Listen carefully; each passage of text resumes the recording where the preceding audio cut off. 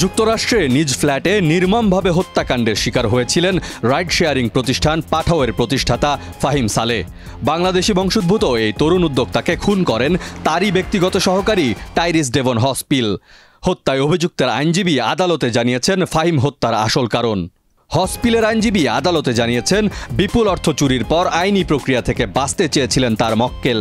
এছাড়া চুরির খবরে ফরাসি প্রেমিকাকে হারানোর ভয়ে ফাহিমকে নিষ্ঠুরভাবে হত্যা করেন হসপিল।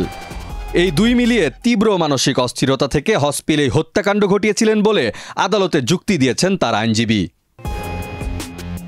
2020 সালের 13 জুলাই নিউ ইয়র্কের ম্যানহাটনের লোয়ার ইস্ট সাইডে 33 বছর বয়সী ফাহিমের অ্যাপার্টমেন্ট থেকে তার খণ্ড বিখণ্ড লাশ উদ্ধার করে পুলিশ। এর 3 দিন পর ফাহিমের সাবেক ব্যক্তিগত সহকারী হসপিলকে গ্রেপ্তার করে পুলিশ। শুরুতে হসপিল নিজেকে নির্দোষ দাবি করেন, তবে তদন্তে বেরিয়ে এসেছে ফাহিমের $4 লাখ সরানোর পর ধরা পড়েন হসপিল। তাকে ওই অর্থ ফেরত দেওয়ার সুযোগ দেওয়া হলেও তার ভয় ছিল পুলিশে দেওয়া হবে তাকে। হসপিলের শঙ্কা ছিল প্রেমিকা মেরিন যদি তার এই চুরির কথা জেনে যায় তবে তাকে ছেড়ে চলে যাবেন। ওই পরিস্থিতিতে হসপিল ভেবে দেখেন তার সামনে দুটি পথ খোলা আছে, হয় তিনি আত্মহত্যা করবেন নয়তো সালেহকে খুন করবেন। হসপিল দ্বিতীয়টি বেছে নেন।